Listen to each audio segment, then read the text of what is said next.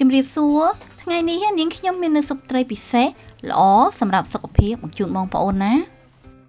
ចាជាស៊ុបត្រីដែលមានរសជាតិឆ្ងាញ់មាននៅប្រូតេអ៊ីននិងវីតាមីនដ៏ល្អសម្រាប់សុខភាពរបស់យើងទៀតផងមកជាមួយនឹងវិធីចម្អិនដែលងាយស្រួលហើយលឿនរហ័សណាចាប្រសិនបើបងប្អូនទស្សនាវីដេអូជាមួយនឹងខ្ញុំដល់ចប់នឹងបានឃើញនៅវិធីចម្អិនងាយស្រួលហើយលឿនរហ័សបែបណាខ្លះណាបងប្អូនតែកុំភ្លេចជួយ like ជួយ share និងជួយ subscribe channel ឲ្យនាងខ្ញុំផងណាបងប្អូននឹងបានទស្សនានៅមុខម្ហូបថ្មីប្លែកឆ្ងាញ់របស់នាងខ្ញុំជារៀងរាល់ថ្ងៃណាសម្រាប់គ្រឿងផ្សំរបស់នាងខ្ញុំថ្ងៃនេះគឺនាងខ្ញុំមានត្រីកែនេះគឺចំនួន3ខាំណា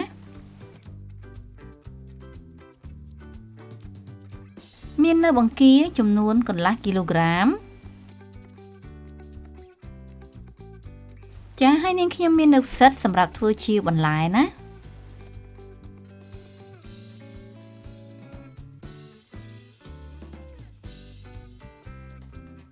ចាបន្ទាប់មកគឺមានស្លឹកខ្ទឹមជាមួយនឹងជីវ៉ាន់ស៊ុយ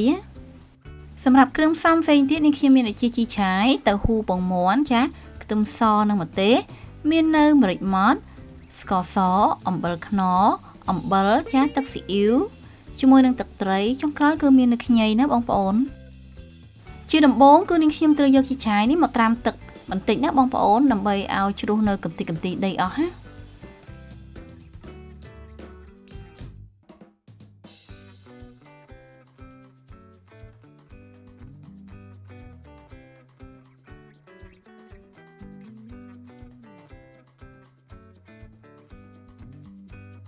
បន្ទាប់មកគឺចាប់ផ្ដើមសម្អាតបង្គា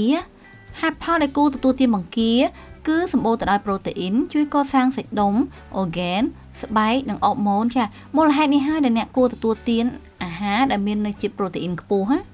ម្យ៉ាងវិញទៀតប្រូតេអ៊ីនក៏ជួយដល់ការបញ្ចុះទម្ងន់និងការកាត់បន្ថយខ្លាញ់ក្បាលពោះនិងជួយពង្រឹងរាងកាយរបស់យើងឲ្យរឹងមាំទៀតផងចាបង្គាក៏មានផ្ទុកនៅអុកស៊ីតកម្មជួយប្រឆាំងនឹងការរលាកផ្សេងៗបងប្អូនចាពង្រឹងប្រព័ន្ធសរសៃឈាមនិងជួយបង្កើតនៅកម្រិតកូលេស្តេរ៉ុលល្អទៀតផងណាបងប្អូនចាបន្ទាប់មកគឺចាប់ផ្ដើមអង្កត់ត្រីបងប្អូនបើសិនបើត្រីនេះគឺជាប្រភេទត្រីឆ្អឹងច្រើនណាយើងត្រូវតែអង្កត់កាន់តែញឹកដើម្បីឲ្យកាត់ផ្ដាច់ឆ្អឹងត្រីទាំងនោះចាប៉ុន្តែភាគច្រើនណាមុខម្ហូបនេះគឺគេប្រើត្រីដែលមានស្រកាណាបងប្អូន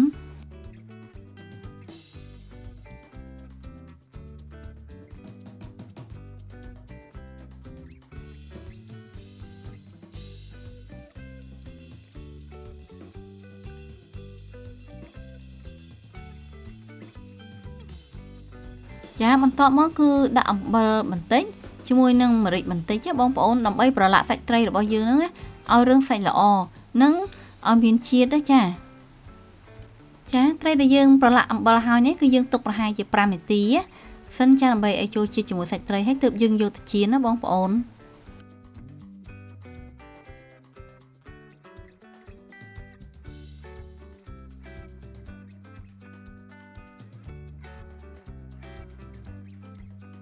ចាឥឡូវនេះគឺយើងដាក់ខ្ទះដាក់ប្រេងឆាឲ្យក្តៅបងប្អូនចាបន្ទាប់មកគឺយើងដាក់ត្រីចូលចៀនណា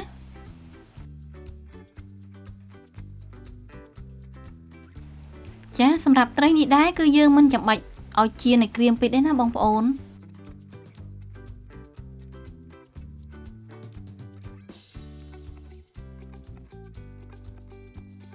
ចាបន្ទាប់មកគឺយើងបំបីសាច់ត្រីនេះបងប្អូនចា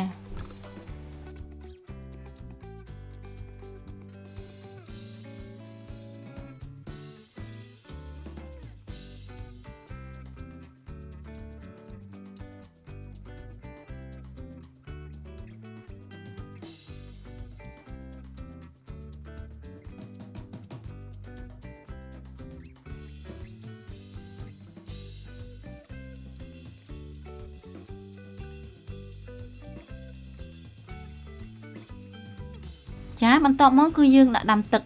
ឲ្យពុះចាបន្ថែមជាមួយនឹងខ្ញីចាក៏មានបន្ថែមជាមួយនឹងខ្ទឹមស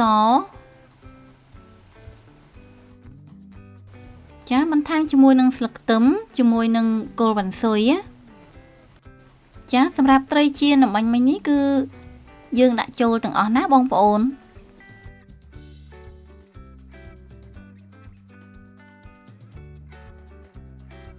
យើងធ្វើការរំងាស់ប្រហែលពី5ទៅ10នាទីដើម្បីធ្វើឲ្យជីងជាតិពីសាច់ត្រីនឹងឲ្យអស់ណាបងប្អូន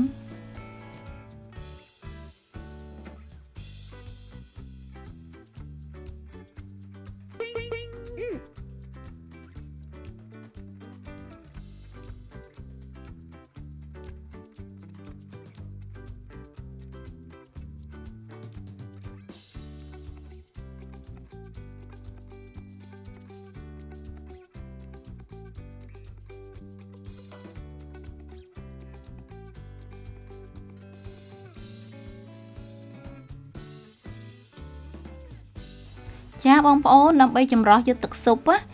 ដើម្បីកុំឲ្យជាប់នៅកម្ទេចឆ្អឹងគឺនាងខ្ញុំត្រូវប្រើឧបករណ៍ត្រងគឺចំនួន2ជាន់ណាចា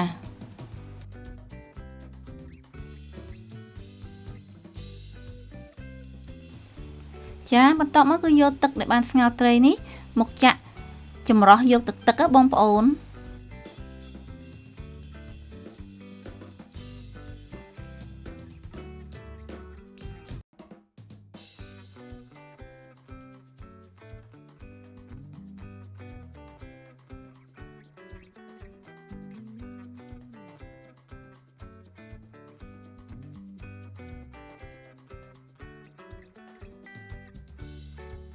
ចាបន្ទាប់មកគឺយើងយកទឹកស៊ុបត្រីនេះមកចម្អិនជាសម្ល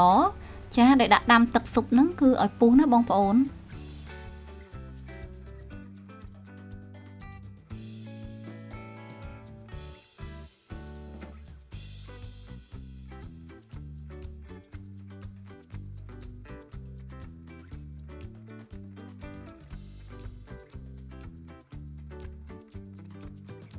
ចានៅពេលដែលទឹកស៊ុបត្រីយើងពុះគឺនាងខ្ញុំបង់បន្លែផ្សិតចូលចាយើងធ្វើការរំងាស់ផ្សិតរបស់យើងហ្នឹងឲ្យឆ្អិនបន្តិចសិនណាបងប្អូន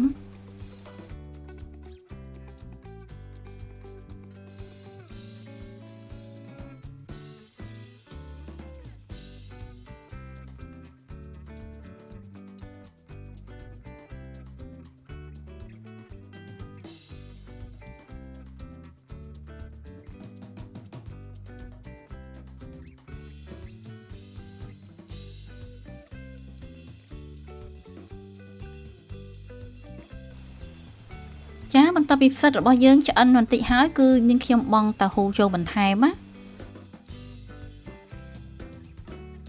ចាបន្ទាប់មកគឺនាងខ្ញុំបន្ថែមជាមួយនឹងអំបិលបន្តិចចាព្រោះទឹកស៊ុបរបស់យើងហ្នឹងគឺមានរសជាតិប្រៃតិចចេញពីត្រីចៀនណាបងប្អូនចាបន្ថែមអំបិលខ្នុរពាក់កណ្ដាលសាពាបាយជាមួយនឹងទឹកត្រីចាពាក់កណ្ដាលសាពាបាយជាមួយនឹងទឹកស៊ីអ៊ីវក៏ពាក់កណ្ដាលសាពាបាយដែរចាសម្រាប់ស្ករសគឺពាក់កណ្ដាលសាពាបាយសម្រាប់ម្រេចគឺនាងខ្ញុំប្រើចុងសាពាបាយចាទុកទឹកស៊ុបរបស់យើងឲ្យពុះសិនណាប៉ុន្តែភ្លក្សរសជាតិឲ្យល្មមតាមការចូលចិត្តណាបងប្អូនចាទុកទឹកស៊ុបឲ្យពុះសិនហើយយើងភ្លក្សរសជាតិឲ្យល្មមតាមការចូលចិត្តហើយបន្ថែមបង្គាចូលតែម្ដងណាចានៅពេលដែលបង្គារបស់យើងនឹងឆ្អិនហើយគឺនាងខ្ញុំបន្ថែមជីឆាយចូលណាបងប្អូន